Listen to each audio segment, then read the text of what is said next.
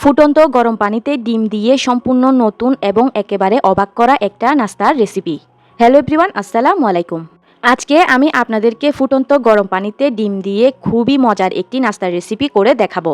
এই নাস্তাটা তৈরি করতে না লাগবে বেশি সময়, না লাগবে বেশি উপকরণ। এই নাস্তাটার স্বাদ কিন্তু একবার মুখে দিলেই মনে থাকবে অনেক দিন। বিশ্বাস না হলে ভিডিওটা শেষ পর্যন্ত দেখতে থাকুন। আজকের রেসিপিটা মিস করলে কিন্তু সত্যিই লস। তো নাস্তাটা তৈরি করার জন্য প্রথমেই এখানে আমি একটা মিক্সিং বোলের মধ্যে নিয়ে নিচ্ছি মেজারমেন্ট কাপের 1 কাপ পরিমাণ আটা। তবে আপনারা এখানে আটার পরিবর্তে ময়দাটাও নিতে পারবেন।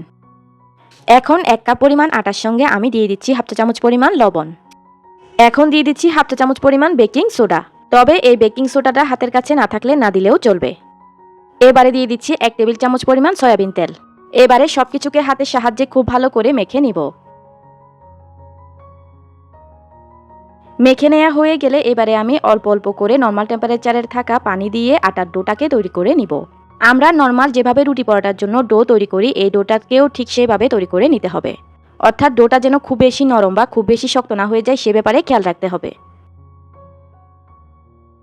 তো দেখতে পাচ্ছেন এখন কিন্তু আমি অল্প অল্প করে পানি মিশিয়ে আটার ডোটাকে তৈরি করে নিয়েছি। এবারে আমি এই ডোটাকে একটা ঢাকনা দিয়ে ঢেকে রেস্টে রেখে দিব 15 মিনিটের জন্য। এদিকে আমি একটা বাটির মধ্যে 2টা ডিম ভেঙে নিয়ে নিচ্ছি। এবারে আমি একটা কাঁটা চামচের সাহায্যে ডিম দুটিকে ফেটিয়ে নিচ্ছি। এখন কিন্তু আমার ডিম দুটিকে ফেটিয়ে নেওয়া হয়ে গিয়েছে। এখন আমি চুলায় একটা পাত্র বসিয়ে এই পাত্রের মধ্যে পরিমাণ মতো পানি গরম করে নিয়েছি। পানির মধ্যে যখন এরকম বলক চলে আসবে তখন আমি এই ফুটন্ত পানির মধ্যে দিয়ে দিব ফেটিয়ে রাখা ডিমগুলো। এখন আমি এই ফেটানো ডিমগুলোকে পানির মধ্যে এভাবে নেড়েচেড়ে নিব। প্রায় 2 মিনিটের মতো আমি এই ফেটানো ডিমগুলোকে এই গরম পানির মধ্যে রান্না করে নিব। 2 মিনিট পর যখন ডিমগুলো এই অবস্থায় চলে আসবে তখন আমি একটা স্ট্রেনারের সাহায্যে এই ডিমগুলোকে এই পানি থেকে তুলে নিব। একইভাবে আমি সবগুলো ডিমকেই এই পানি থেকে তুলে নিচ্ছি। ডিমগুলোকে পানি থেকে তুলে নেওয়ার পর এরপর আমি ডিমগুলোকে এরকম একটা বড় ছাঁকনির মধ্যে রেখে দিয়েছি যেন ডিমের মধ্যে থাকা অবশিষ্ট সবগুলো পানি ঝরে যায়। এখন আমি চুলায় একটা প্যান বসিয়ে দিয়ে এই প্যানের মধ্যে দিয়ে দিচ্ছি 2 টেবিল চামচ পরিমাণ সয়াবিন তেল। তেলটা গরম হয়ে এলে এবার এই তেলের মধ্যে আমি দিয়ে দিব মেজারমেন্ট কাপের 1 কাপ পরিমাণ পেঁয়াজ কুচি। পেঁয়াজ কুচিগুলোকে একটু নেড়েচেড়ে ভেজে নিব। পেঁয়াজ কুচিগুলোকে নেড়েচেড়ে ভেজে নেওয়ার পর এখন আমি দিয়ে দিব 2টি কাঁচামরিচ কুচি। দিয়ে দিব হাফ চা চামচ পরিমাণ মরিচের গুঁড়া। দিয়ে দিব হাফ চা চামচ পরিমাণ ধনিয়ার গুঁড়া।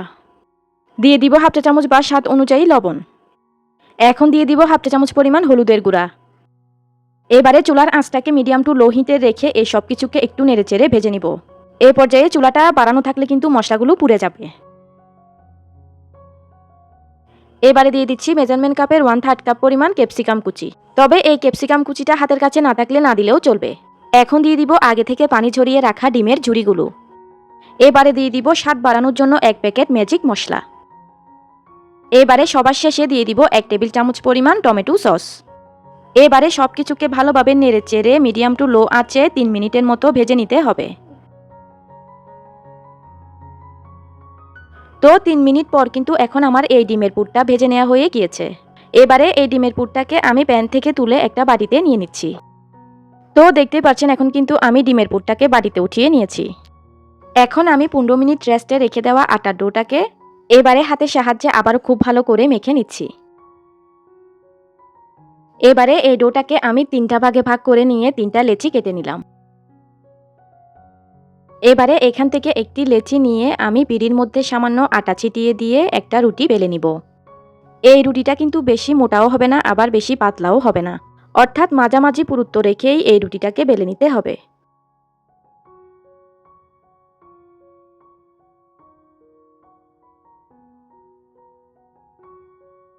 তো দেখতেই পাচ্ছেন আমি কিন্তু রুটিটাকে এরকম মাঝামাঝি পুরুত্ব রেখেই বেলে নিয়েছি, অর্থাৎ এই রুটিটাকে কিন্তু নর্মাল রুটি পরোটার মতো করেই বেলে নিতে হবে।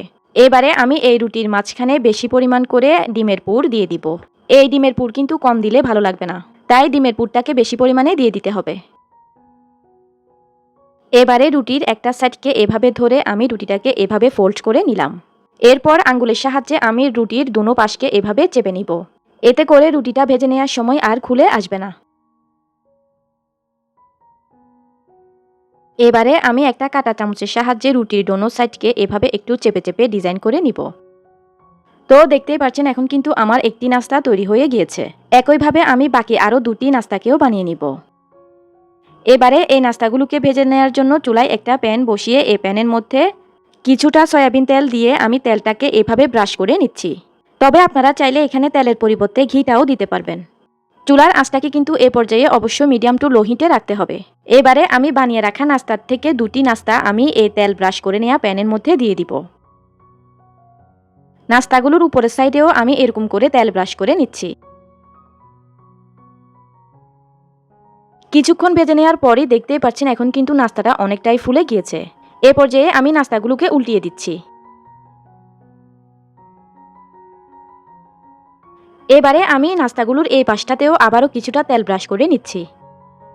আপনাদের যদি খুবই অল্প পরিমাণ তেলে একটা স্বাস্থ্যকর নাস্তা খেতে ইচ্ছে করে তাহলে আপনারা কিন্তু খুব সহজেই এই নাস্তাটাকে বানিয়ে নিতে পারবেন।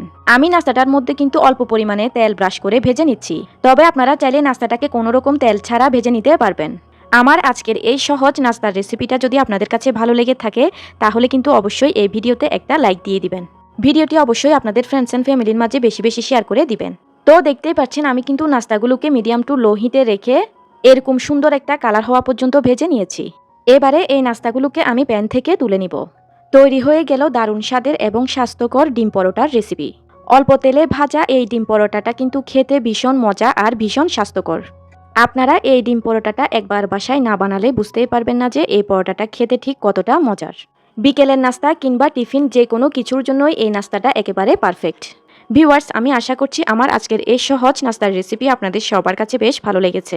এতক্ষণ সঙ্গে থাকার জন্য সবাইকে অসংখ্য ধন্যবাদ জানিয়ে আমি তাহলে আজকের মতো এখানেই বিদায় নিয়ে নিচ্ছি। আল্লাহ হাফেজ।